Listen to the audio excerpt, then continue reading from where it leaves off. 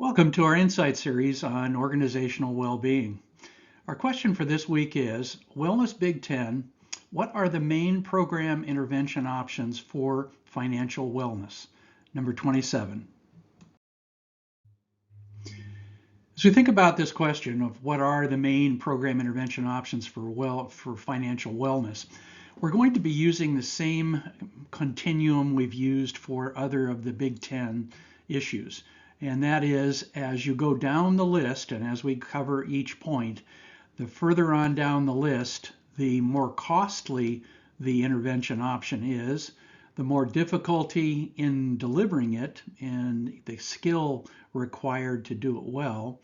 And although the effectiveness goes up as you go down the list. So let's start with, first of all, you can provide messaging to employees about the value of knowing their benefits that are provided by your employer benefit program and how to use them wisely. We don't do much of this in most of American business. We basically just give people an employee handbook and expect them to know how to use the benefit and what the benefit includes. This also undercuts the sense of the competitiveness of our benefits in the labor markets that we're used to operating in.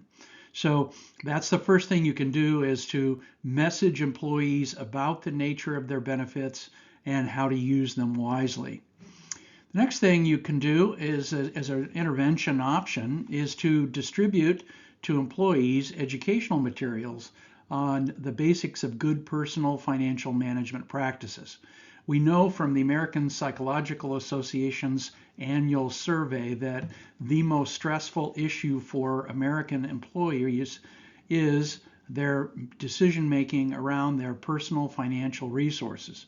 So it's how they use their salary, what they do with the benefits that they have, and the financial needs that they encounter in their lives.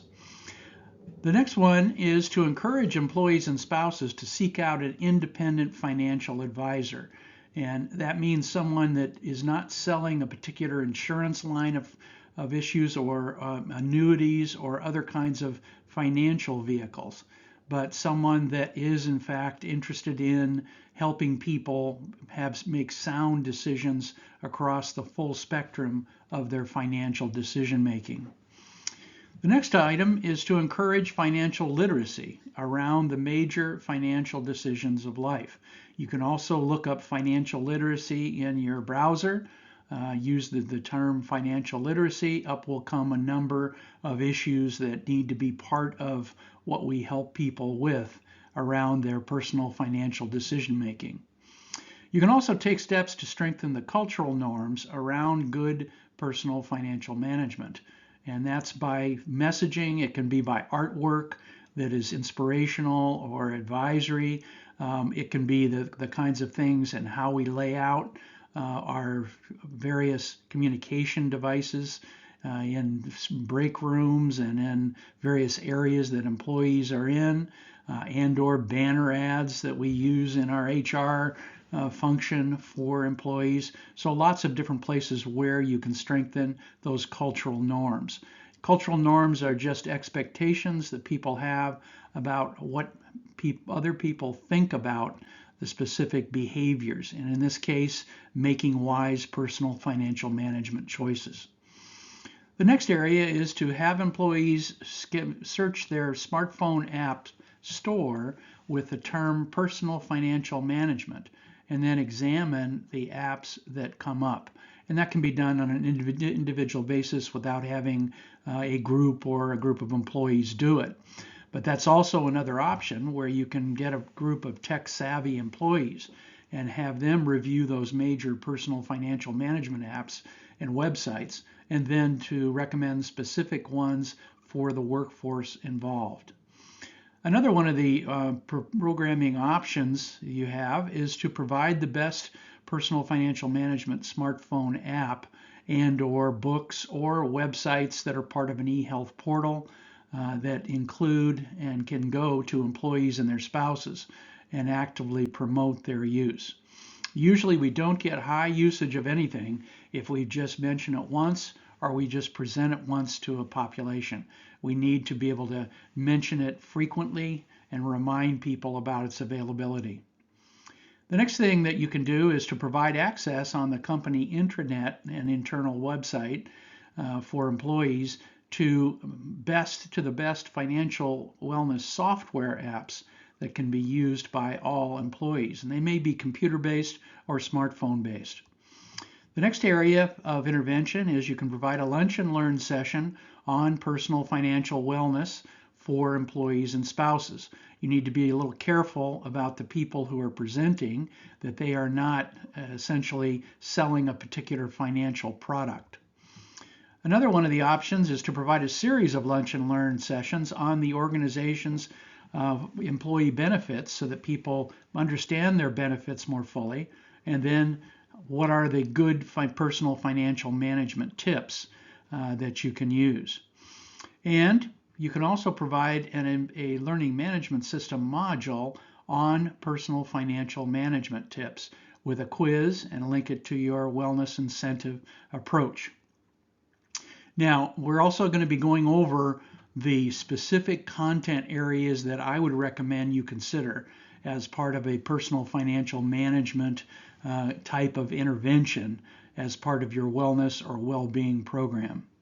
The next area is to provide a group of learning management system modules. So instead of just one module, you can basically develop several modules on personal financial management tips with quizzes and then link their completion to your wellness incentive approach.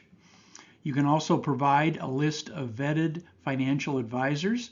You can have a group of employees actually go through the available professional financial advisors and essentially recommend a preferred group or a preferred network of them, and then offer that information to your employees.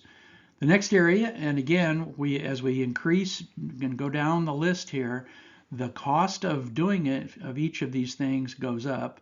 The difficulty or challenge in doing them well goes up, but their effectiveness in actually helping people make better financial decisions, be less stressed from those financial management decisions. You can also provide an e-health portal with a strong personal financial wellness capability, but that means you have to look at what their offerings are and evaluate them when you are securing or procuring that e-health portal type of functionality. The next area is to provide a periodic free consultation opportunity with vetted financial wellness specialists, people that don't represent products but are more tuned to helping people with objective advice. And the next area is to provide a multi-week course on personal financial wellness for employees and their family members. And the next area is to provide financial wellness coaches to work with employees and spouses on their personal financial wellness. In summary, there are many ways to improve the financial wellness of employees and their spouses. Each of these intervention options has their own direct pattern of cost, difficulty, and effectiveness. It's also a good idea to consider addressing all the major content areas of financial wellness somewhere in your employee wellness and well-being program that are identified on the next slide. Now let's quickly cover the major content areas of financial wellness. The key skills for financial wellness and well-being are, first of all, number one, understanding how your current employee benefits and how they will likely change over time. Two, knowing how to prepare and use a family budget. Three, knowing how much to save at various times and seasons of life. Number four, knowing how to use banking services, and that means the full service capabilities of our banking system.